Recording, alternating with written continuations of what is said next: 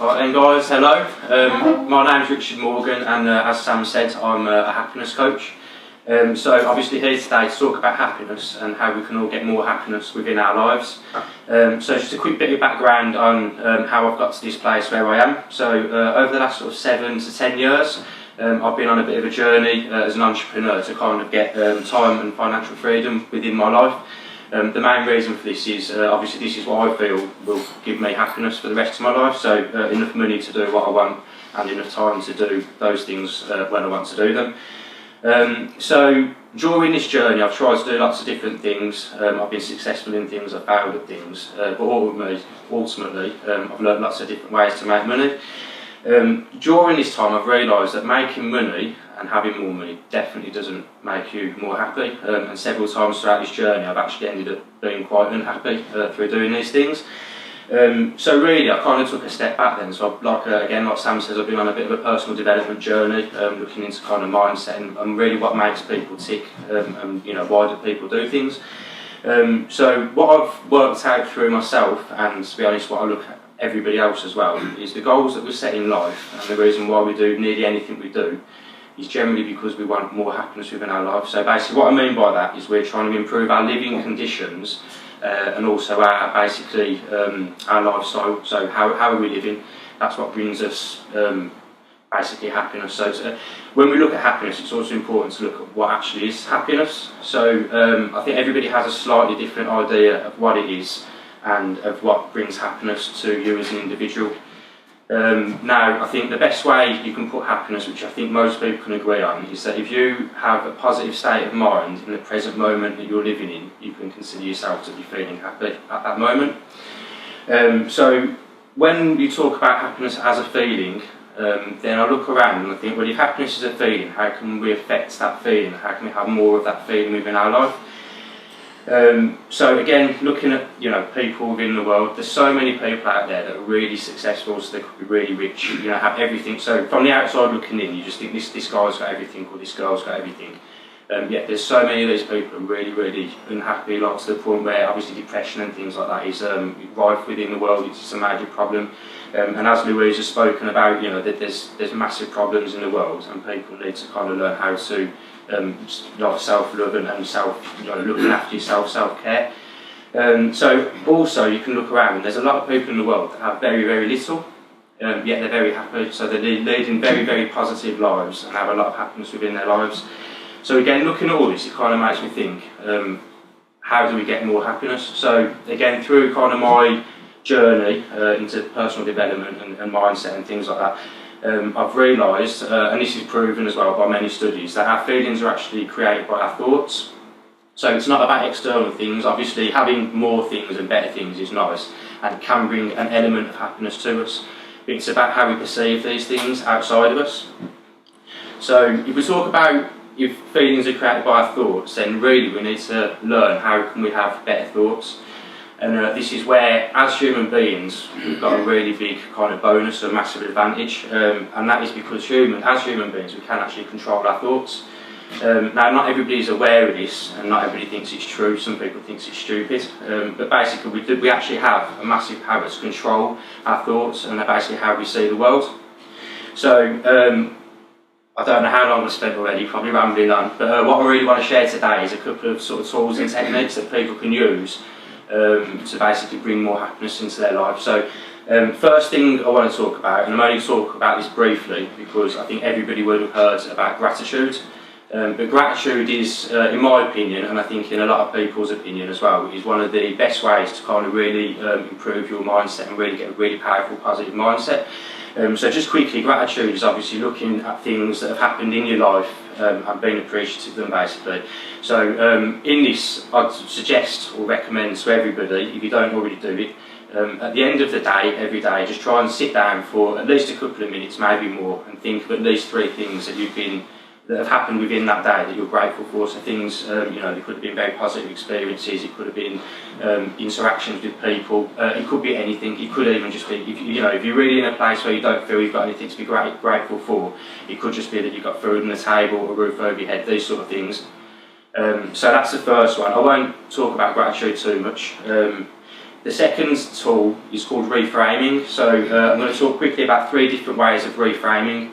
So the first way of reframing is turning what we perceive as failures into learning points. Now this is a big thing. I know I've suffered from this massively in the past, and I think many other people do. So generally in life we see failures as a very negative thing, and it really kind of destroys people's confidence, and it holds you back. It kind of stops you in your tracks from pushing on in whatever it was that you were doing. So if you reframe a failure into a learning point, it basically turns your mindset into a very positive outlook. So rather than thinking, oh, I've failed and I'm no good at this thing, it's like, right then, so I've failed at this thing, but from this failure I've learned this and I can now move forward in a much more powerful way. So that's the first type of reframing. The second type of reframing is also, all of these are very powerful techniques, but the second one is a lot of people tell themselves, I'm no good at something or I can't do something. Now this is again really negative because it kind of just puts a block on your subconscious straight away, and it says, right, you can't do it, so your subconscious says there's no point in trying. Instead of saying you can't do something or you're no good at something, just say you're getting better at that thing.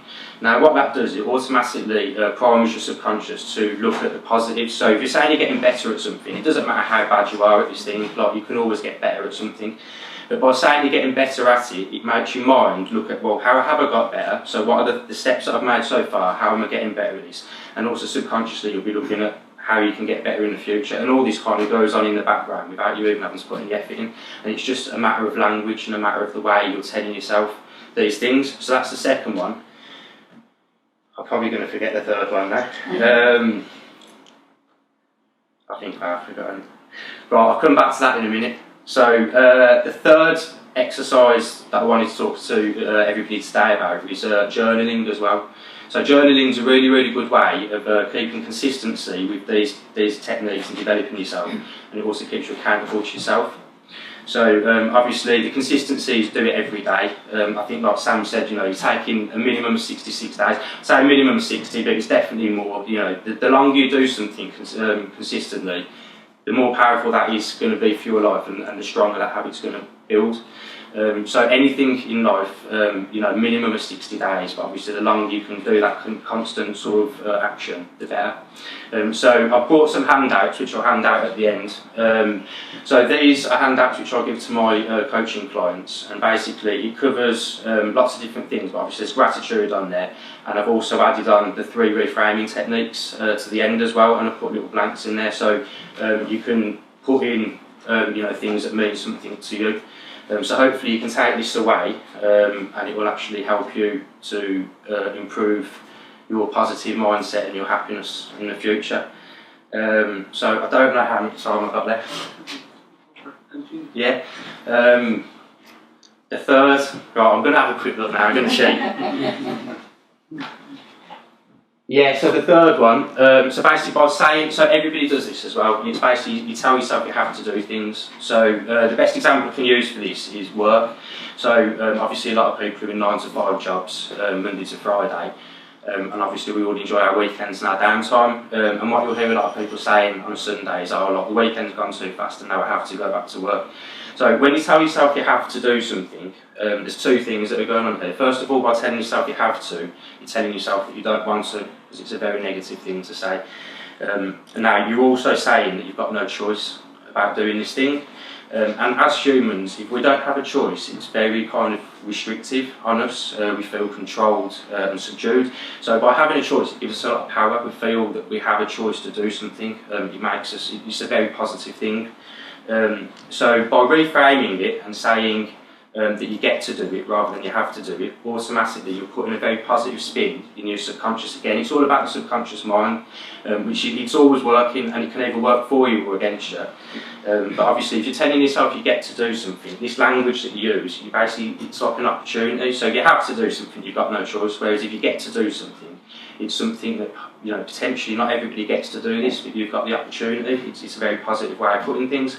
Another thing, so all of this negative and positive language that we use with ourselves. So for example, when you say I have to go to work, all you do is you're focusing on the negatives of working and the things that you don't like about your job. Whereas if you say I get to go to work, It won't happen straight away, none of this does, it's about practice and consistency, but in the long run what it's going to do, it's going to make your subconscious mind really focus on the positives of why you're doing this thing. You've chosen to do this thing and there is positives from it. So obviously with work the main positive is money. It's why most people work. Obviously we want to have nice things, we want to have a roof over our head, nice food, etc. So there are other benefits of work as well. You might not enjoy your whole day, but there might be certain aspects of your job that you do enjoy. You might also have colleagues that you get on with well. You might have, you might be lucky that you've got friends at work and you can really have good interactions and things like that. So by telling yourself you have to do things, you're automatically blocking all the positives and you don't think about that. By telling yourself that you get to do these things, it sort of flips that subconscious mindset. So keep standing up, so I think I've probably come to the end of my time. I just want to say as well that Louise's talk was absolutely brilliant, and I really resonate with everything you said. If I had longer, I'd be talking about all the same things as well, so like sleep, health, fitness, diet, all these sort of things. It all builds into happiness as well. So happiness is definitely an internal feeling. It's how you can develop your subconscious to give yourself a really positive outlook on life. So, thank you.